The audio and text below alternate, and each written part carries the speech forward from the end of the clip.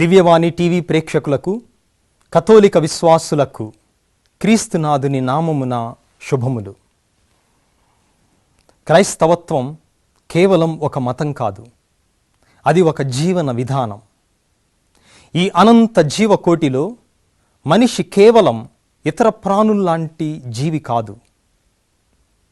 నేను ఎక్కడి నుంచి వచ్చాను, నా జీవిత ప్రయాణం ఎలా సాగుతుంది, నా జీవితానికి పరమార్థం ఉందా, నా జీవిత గమ్యస్థానం ఏమిటి అన్నటువంటి ప్రశ్నలు ప్రతి మనిషిలో కూడా ఉద్భవిస్తాయి. ఈ ప్రశ్నలకు సమాధానమే పునీతుల జీవిత చరిత్ర. ఎవరు ఈ పునీతులు? మనకంటే ముందు విశ్వాస పదములో నడిచి ఒక మానవ జీవితం ఎలా జీవించాలి, విశ్వాసానికి సాక్షిగా ఎలా మెలగాలి అని మనకంటే ముందు నేర్పించినటువంటి వారే పునీతులు. ఈ పునీతులు మోక్షము చేరారని కథోలిక శ్రీసభ అధికారికముగా ప్రకటిస్తుంది. మనం కూడా ఈ పునీతుల జీవిత ఆదర్శాన్ని చూచి వారి జీవిత ముఖ్య సన్నివేశాలను తెలుసుకొని ప్రేరణ పొందుదాం. వారి మాటలు మనకు ప్రేరణ కావాలి, వారి విశ్వాస పదం మనకు సుమాతృక కావాలి, వారి యొక్క క్రైస్తవ జీవితం మనకు ఆదర్శం కావాలి. కనుక ఈ మన పునీతులు కార్యక్రమానికి మిమ్మందరినీ ప్రేమతో ఆహ్వానిస్తున్నాం.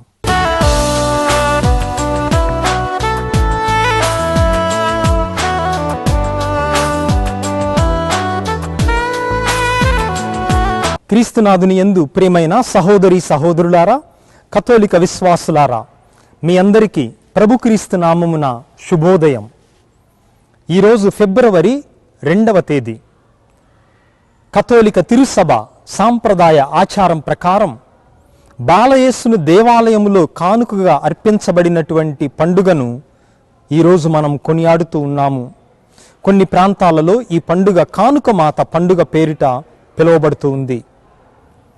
క్రిస్మస్ తరువాత అనగా క్రీస్తు జన్మించిన తరువాత 40 రోజులకు అనగా ఈ రోజున లూకాసు వార్త 2వ అధ్యాయం 22వ వచనం నుండి మనం చూసినట్లయితే బాలయేసును దేవాలయంలోకి తీసుకుని వెళ్ళి పావురాల రూపంలో ఆయనను కానుకగా సమర్పించబడటాన్ని మనం కొనియాడుతూ ఉన్నాము. ఈ పండుగ యొక్క విశేషాలను, బైబిల్ గ్రంథ ఆధారముగా దీని యొక్క విశిష్టతను మన పునీతుల కార్యక్రమంలో ఇప్పుడు తెలుసుకుందాం. పవిత్ర కుటుంబం నుండి వెలిగింపబడిన పుణ్యాలు ఈ పండుగ ద్వారా మనకు జ్ఞాపకం చేయబడుతున్నాయి. పరలోక తండ్రి చిత్తానికి ప్రేమపూర్వక స్పందన ఇది. దైవంలో దైవంతో దైవం వలన వారల మానవ ఫలం పుష్పించినందుకు మహా వినమ్రతతో దైవ చట్టములో పొందుపరచిన దానికి ప్రతిస్పందనే ఈ పండుగ. యూదులకు, యూదేతరులైన మానవాళి అందరకు జ్యోతి ప్రకటనే ఆ పవిత్ర కుటుంబం తండ్రి దేవలంలోకి ప్రవేశానికి అర్థం. తండ్రి, కుమారుడు, పవిత్రాత్మ ఈ దేవలంలో ఈ సమయంలో ఒకరికొకరు అర్పించుకుంటున్నారు, అర్పణ స్వీకరిస్తున్నారు, ప్రతిఫలం ప్రేమ ప్రదర్శిస్తున్నారు.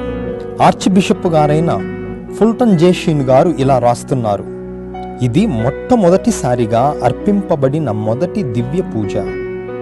దేవుని తల్లి నిష్కలంక కన్య మరియమ్మ తన విశుద్ధ హస్తాల మీదుగా తన యందలి పవిత్రాత్మ ప్రభావశక్తి మహిమలతో మనుష్యావతారి అయిన పుత్రదేవుని నిత్య జీవరాజ్య పరలోక తండ్రికి ఈ లోక ఆచారం పోకుండా పునఃసమర్పణ గావించింది.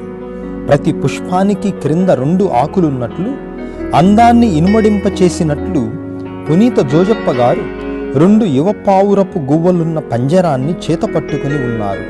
తనను తాను దైవానికి, దైవ చిత్తానికి, దైవ సేవకు అర్పించుకున్న ఈ మహాకారణ జన్ముడు మరియా బాలయేసులు ఇద్దరిని కూడా ప్రభువుకు నిరంతరంగా అర్పిస్తున్నట్లు కనబడతారు.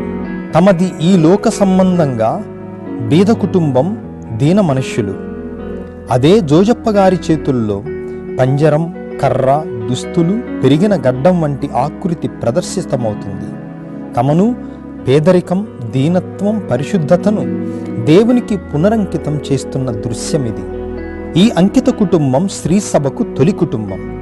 శ్రీ సభకు తొలి సభ్యురాలిగా ముందు పయనించిన కనికర కన్య మరియాంబ తల్లి పాత్ర బహు ప్రశంసనీయమైంది. దేవరహస్యం వలె తేట తెల్లం చేయగల బాలయేసు ఆ తల్లి పొత్తిళ్లలో ఉన్నాడు. పుట్టిన 40వ రోజున బాబును దేవాలయంలో కానుకగా అర్పింప వెళ్ళుటను, అక్కడ జరిగిన సంఘటనలను లూకా 2వ అధ్యాయం 22వ వచనము నుండి మనం తెలుసుకుంటాం. బాలయేసుని గుడిలో కానుకగా అర్పించు పండుగను 4వ శతాబ్దం ప్రథమార్ధంలో ప్రారంభమైంది. క్రీస్తు శకం 526లో ప్రాచ్య సామ్రాజ్యాలలో ఈ పండుగ ప్రసిద్ధమైంది. కాన్స్టంటినోపుల్ రాజ్యములో కలరా అంటు వ్యాధి ప్రభువు దయ వల్ల సమూలంగా ఆగిపోవటంతో కృతజ్ఞతగా 1వ జుస్తీనియన్ జగద్గురువులు ఈ పండుగ జరుపుకొన ఆదేశించారు. 11వ శతాబ్దంలో క్రొవ్వొత్తులను ఆశీర్వదించటం ఎక్కువ ఉపయోగంలోకి రావటం జరిగింది. అప్పటి నుండి ఈ పండుగను క్యాండిల్ మాస్ పేరుతో జరుపుకోవటం మొదలుపెట్టారు. క్రొవ్వొత్తులు వెలిగించుకొని దేవాలయంలోకి ప్రదక్షిణగా వచ్చి బాలయేసుని గుడిలో కానుకగా అర్పించినందుకు గురుతుగా ఈ క్రొవ్వొత్తులను అర్పించేవారు. సిమియోను దీర్ఘదర్శి బాలయేసును అన్యులకు మార్గదర్శకమగు వెలుగు అని చెప్పినందుకు గురుతుగా ఇలా చేసేవారు. మధ్యయుగంలోనైతే ప్రజలు గుడి నుండి శ్మశాన వాటికకు పాటలు పాడుకుంటూ ప్రదక్షిణగా వెళ్ళేవారు. తిరిగి అదే ప్రదక్షిణగా వచ్చేటప్పుడు ఒక గురువు బాలయేసు స్వరూపాన్ని పట్టుకొని ఎదురు వచ్చేవారు.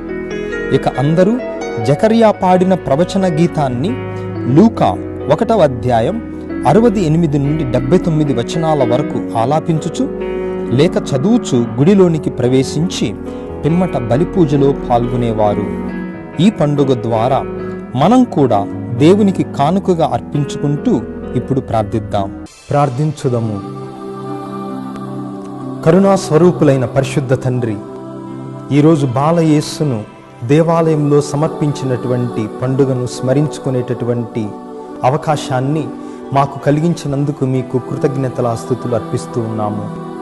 ప్రభువా, ప్రతి వ్యక్తి మీ నుంచి వచ్చారు, మీకు చెంది ఉన్నారు, తిరిగి మీ వద్దకే వెళ్ళాలి అన్నటువంటి సత్యాన్ని ఈరోజు దివ్య బాలయేసును దేవాలయంలో అర్పించినటువంటి పండుగ గుర్తు చేస్తూ ఉంది.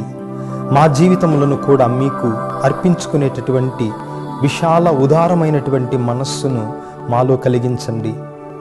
పరిశుద్ధ మరియ తల్లి జోజప్ప గారి వలె ప్రతి కథోలిక తల్లిదండ్రులను తయారు చేసి వారి బిడ్డలను సన్మార్గములో దేవుని మార్గములో నడిపిస్తూ మీకు అర్పించేటటువంటి మంచి మనస్సును ప్రతి కథోలిక తల్లిదండ్రులకు అనుగ్రహించమని ఈ పండుగ రోజున మా నాథుడును మీ కుమారుడైన క్రీస్తు ద్వారా ఈ మనవి చేయుచున్నాము. ఆమెన్.